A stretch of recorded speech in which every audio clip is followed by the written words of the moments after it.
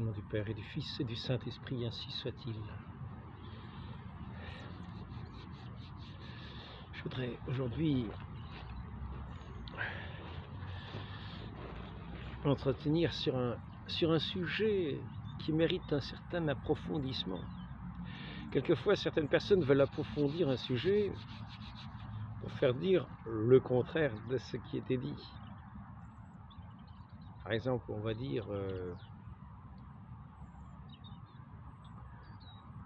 on va parler d'un sujet, puis on va tellement approfondir que finalement on va lui trouver un sens qui sera assez nouveau, un sens qui sera tellement nouveau, qui sera vu d'une façon tellement nouvelle que finalement nous allons le formuler à l'inverse de ce que nous avions dit auparavant. Et finalement nous nous rendons compte que nous disons le contraire de ce que nous disions avant. J'aimerais bien avoir un exemple concret. Et là, il s'agit d'un approfondissement, c'est-à-dire un certain approfondissement, parce que nous pouvons parler de quelque chose, d'un sujet, et rester simplement à la surface. Et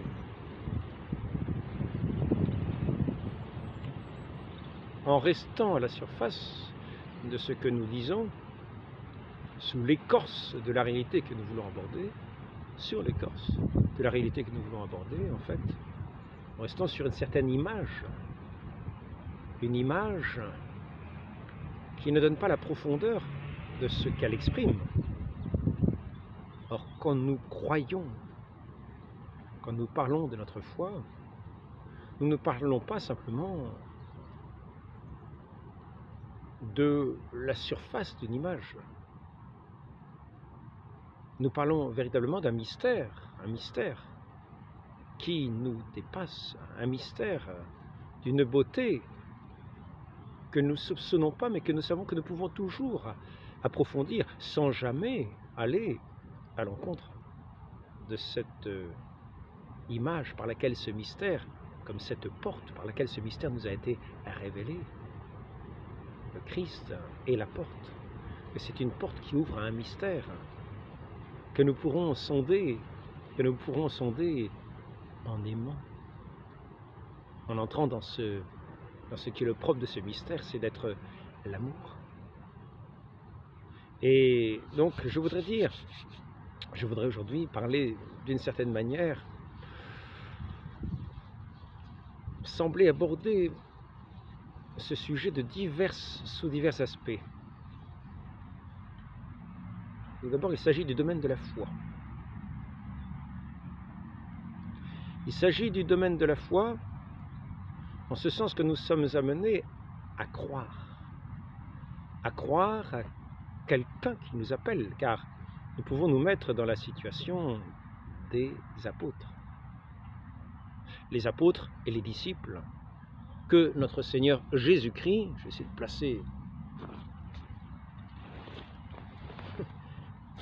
placer voilà, cette caméra, cette tablette, de façon à ce qu'elle ait un peu plus de soleil, parce que le soleil a un effet, vous voyez, de surface, c'est un petit peu, ça rejoint un petit peu ce que je disais à l'instant, il a un effet de surface, et on ne voit que l'écorce des choses, et quelquefois on voit tellement l'écorce de la chose qu'on ne voit finalement plus leur relief.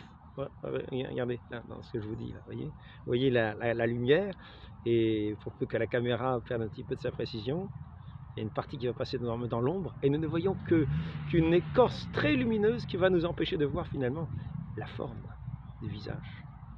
Donc, je vais en arriver à ce que je veux dire. Ce que je veux dire, c'est-à-dire que ce mystère de la foi est un mystère très profond, est un mystère très beau, est un mystère qui parle à la fois au sens et au cœur et à l'intelligence et à l'âme.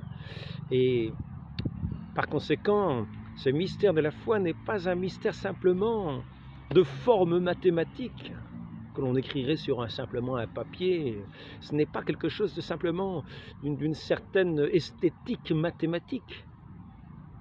Non, c'est pas simplement Il ne s'agit pas simplement de prouver que, comme ça qu'il y a eu, qu'il y a eu une apparition ici, qu'il y a eu une forme magnifique qui est apparue, que les apôtres ont vu le Seigneur ressuscité. Il faut savoir effectivement, ils ont eu cette apparition de notre Seigneur Jésus-Christ. Il faut savoir aussi qu'ils ont été appelés par notre Seigneur Jésus-Christ. Ils ont été appelés par le Verbe éternel qui s'est fait homme. Ils ont été appelés par cet homme, notre Seigneur Jésus-Christ. Et il n'y avait pas que simplement... il n'y avait pas simplement que cet aspect de cet homme.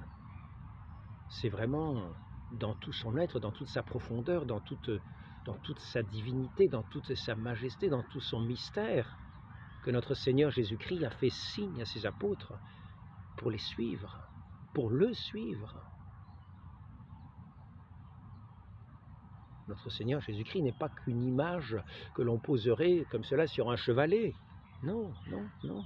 Il parle à notre cœur. Il parle à tout notre être. Il est celui qui est notre Créateur. Il est celui qui a cette dignité suréminente, cette humanité pleine et entière, entièrement accomplie.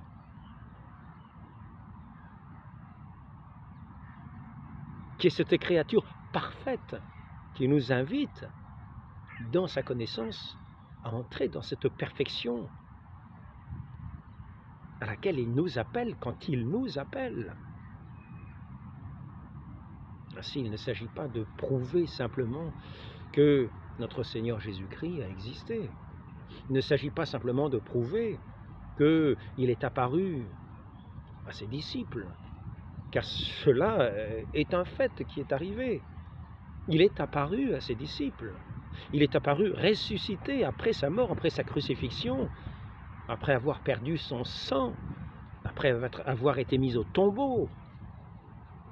Au troisième jour, il est ressuscité et il est apparu au milieu de ses disciples. Il s'est fait toucher.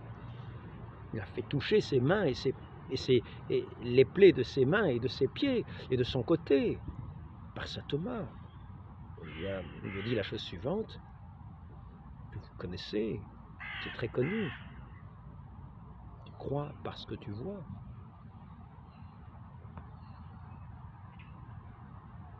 Parce que tu as vu, tu as cru. Heureux ceux qui croient sans avoir vu. Plus heureux sont ceux qui croient sans avoir vu. Ce que nous avons vu, ce que nous avons contemplé, ce mystère de notre Seigneur Jésus-Christ, dont nous avons touché, comme palpé, la surface sensible. Mais ce qu'il nous invite à connaître est du domaine de l'esprit. C'est par la foi que nous y entrons. Non seulement la foi, mais cette reconnaissance de cette dignité, de cette vie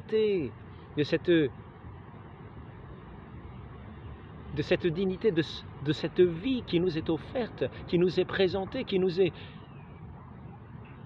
vient devant nos yeux, qui vient à notre connaissance.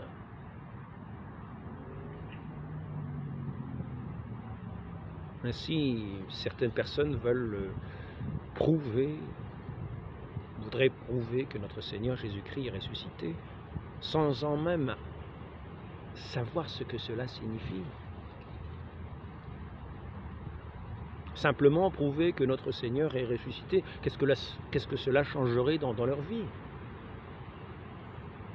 Il n'y a pas que la résurrection de notre Seigneur Jésus-Christ, il y a aussi tous ces miracles qu'il a opérés, qui disent quelque chose de ce qu'il est. Alors on voudrait peut-être prouver ces miracles, peut-être arriver par A plus B à palper, à toucher, la surface de ce qui serait cette connaissance palpable, mesurable, quantifiable. Qu'est-ce que cela nous apporterait de plus? Notre Seigneur Jésus-Christ nous prévient de la chose suivante. Il nous dit, s'ils ne croient pas aux Écritures, ils ne croient pas ce que Moïse a écrit, on aurait beau leur envoyer quelqu'un qui ressuscite des morts, ils ne croiraient pas non plus. Parce que ce n'est pas simplement quelque chose de démontrable aux yeux et aux sens. Cette foi est une foi qui va dans les profondeurs, à la fois dans les profondeurs de Dieu et qui révèle en même temps les profondeurs de l'homme, qui non seulement révèle les profondeurs de l'homme, mais qui vivifie les profondeurs de l'homme par cette foi, par cette connaissance profonde de celui qui est la résurrection et la vie. Nous sortons là du domaine simplement des preuves mathématiques. Nous sortons là du domaine des preuves que l'on chercherait à pouvoir toucher, à pouvoir... Les apôtres ont vu, les apôtres ont mangé auprès du Seigneur ressuscité. Ils ont mangé à ses côtés. Quelle preuve avait-il besoin de plus? Quelle idée de parler auprès de ses apôtres de preuves? Il n'avait pas besoin de preuves. Ils le voyaient, le touchaient. Vous n'allez pas dire en plus, montrez-nous quelques preuves en plus. Non, ils voyaient notre Seigneur après la résurrection des morts. Et ils en ont témoigné partout. Témoigné partout. Non, ils n'ont pas inventé une histoire qu'ils savaient pertinemment mensongère. Et pour mourir, pour ce mensonge qu'ils racontaient, non. Non, non, ils ont véritablement témoigné. Ils ont véritablement témoigné pour celui qu'ils ont vu. Mais non seulement c'est cet être de surface qu'ils auraient pu voir comme un fantôme, comme un ectoplasme. Non, non, non. Ils ont vu déjà qu'ils pouvaient le toucher. Ils ont vu déjà qu'il l'a mangé avec eux, que ce poisson, effectivement, qu'il mangeait avec eux, disparaissait. Mais c'est surtout le témoignage de cette grâce, de cet amour qui est comme caché derrière le mystère de cette porte, qui est le mystère caché derrière cette porte, où notre Seigneur apparaissait dans la lumière. Mais cette lumière était une lumière profonde. Il ne s'agit pas simplement de vouloir palper par les mains, mesurer par des preuves que nous réclamons quelquefois, comme ça. Non, c'est surtout ce mystère, la foi, c'est surtout l'entrée dans ce mystère profond, dans ce mystère infini, dans ce mystère éternel de Dieu, que le Christ est venu nous révéler. Parce que sa personne était tout entière une révélation. C'était la révélation de l'homme nouveau, de l'homme qui n'était pas atteint par le péché, de cet homme, de ce nouvel Adam, mais qui de plus était Dieu, c'est-à-dire ce mystère divin qu'il cachait dans son cœur, dans son sacré cœur, ce mystère divin dans lequel il nous invite non seulement à croire qu'il y a ce cœur divin, à le toucher des mains non, mais à entrer dans ce mystère de l'amour, Il ne s'agit pas simplement de croire en des formes qui toucheraient notre imagination, avec l'imagination que nous avons, qui est si étriquée, si limitée à notre propre champ d'expérience, à notre sensibilité, qui est si déformée par le péché. Ainsi, quand nous croirions en notre Seigneur Jésus-Christ, juste en une forme extérieure, juste d'imagination, nous croirions peut-être en une image de péché. Non, il nous faut entrer dans ce mystère de cette porte où, après avoir frappé à cette porte, après être entré par cette porte qu'il est lui-même, dans laquelle il nous invite à entrer. C'est un mystère de relation, un mystère de l'amour, de cet amour éternel, de celui qui est la vie éternelle. Le mystère de la connaissance de Dieu est un mystère qui dépasse toutes les connaissances que nous avons ici-bas. C'est le mystère de la vie elle-même. C'est le mystère des mystères, c'est le mystère de la vie, c'est le mystère de l'amour, c'est le mystère de la beauté, c'est le mystère qui dépasse toute chose. Et c'est à cela que notre humanité est invitée. C'est en cela que notre humanité est à l'image de Dieu, que notre âme est à l'image de Dieu parce qu'elle est capable d'entrer dans ce mystère. Elle est capable de pénétrer dans ce mystère, d'entrer dans ce rapport, dans les profondeurs de ce cœur de Dieu, de ce cœur de feu. Et ça, ce sont des images, c'est l'écorce. Ce que je vous dis, toutes les paroles que je vous dis ne sont que l'écorce et les images. Mais il faut véritablement que ce Saint-Esprit de Dieu puisse nous vivifier, puisse entrer en nous, afin que nous puissions connaître cette profondeur, cette largeur, cette hauteur, cette longueur de ce mystère de Dieu.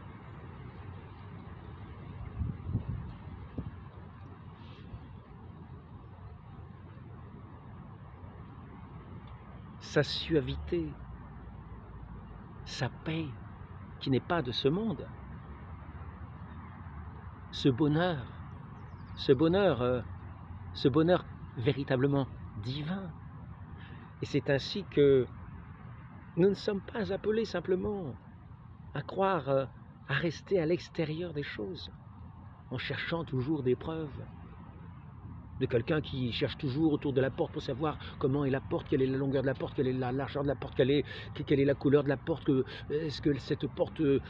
Non, non, il nous faut tout simplement, quand nous avons entendu notre Seigneur parler à notre cœur, nous laisser toucher,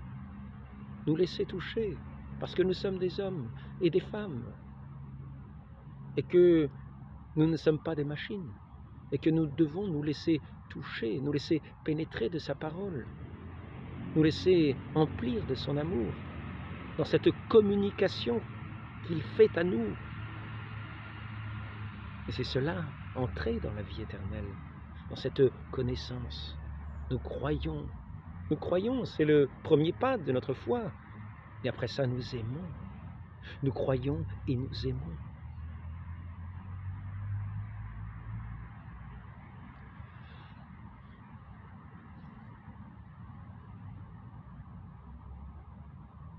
Nous voyons par là que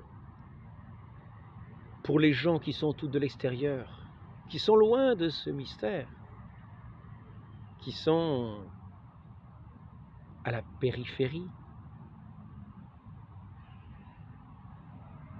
qui sont encore à vouloir toucher la paume, la plaie dans la main, les blessures des pieds, la plaie du côté, à vouloir la toucher, la chercher pour entrer, pour croire. Ils n'ont pas fait le premier pas de la vie. Ils sont encore à la périphérie, ils sont encore aux surfaces. Leur âme n'a pas encore été ouverte aux profondeurs de ce mystère. Leur âme n'a pas encore reçu cette semence du verbe de vie qui va ensuite fructifier, porter du fruit, 100 pour 1, comme dit notre Seigneur, 10 pour 1, 30 pour 1, 50 pour 1, 100 pour 1. Et cela dépend de la disposition, cela dépend de la disposition, de la foi avec laquelle nous recevons cette parole. Non pas de la manière dont nous voulons prouver cette parole, de la manière dont nous ouvrons notre cœur par la force de cette foi à cette parole. Et à ce moment-là, il peut emplir nos cœurs de son esprit, dans la plénitude de cet esprit, et nous faire participer à ce qu'il est, au mystère de cette divinité que notre Seigneur Jésus-Christ, le Verbe éternel incarné, en passant sur notre terre, est venu nous révéler.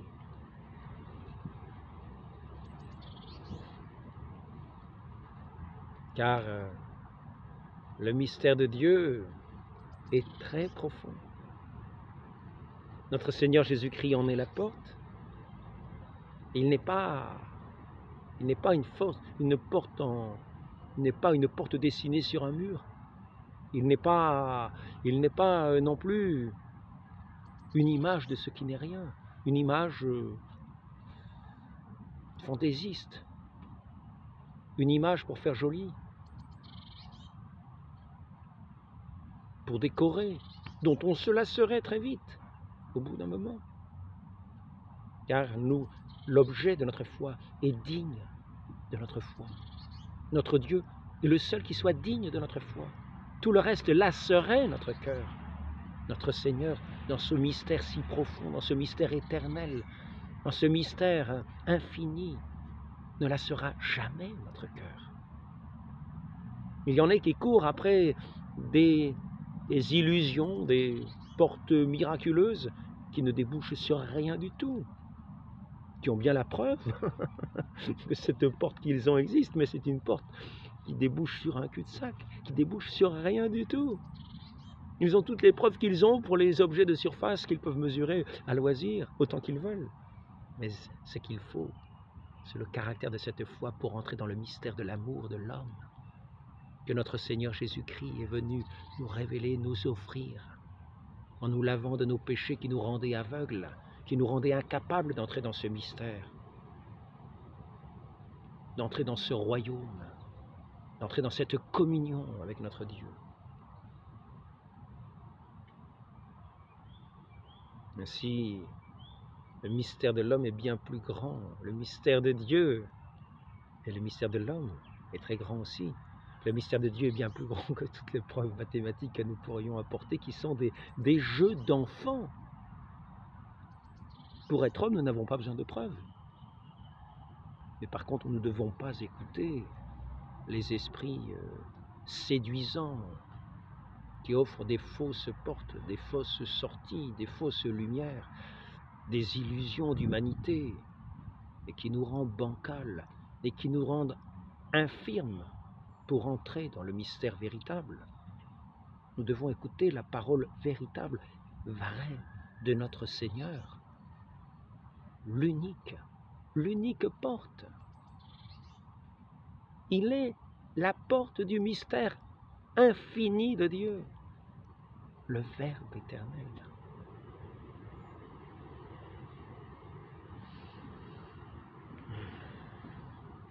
Je vous ai fait part aujourd'hui d'un entretien très mystérieux. Et j'espère qu'il pourra nous permettre de ne pas nous arrêter surface des ombres et des lumières de ce jour, qui quelquefois n'est qu'un jour d'apparence. Or, notre Seigneur n'est pas qu'une apparence. Il n'est pas apparu qu'en apparence. Il est venu apparent de ce monde, dans ce monde. Il est apparu dans ce monde. Le Verbe éternel est apparu dans ce monde. Et pour nous éclairer de ce jour très mystérieux, très beau, infini, de l'amour véritable pour lequel ce Dieu nous a créés, et non pas pour être dans un cinéma d'ombre et de lumière ici-bas, d'illusions. Demandons à celle qui a enfanté notre Seigneur, à notre humanité, afin qu'il puisse nous communiquer l'accès à cette vie éternelle.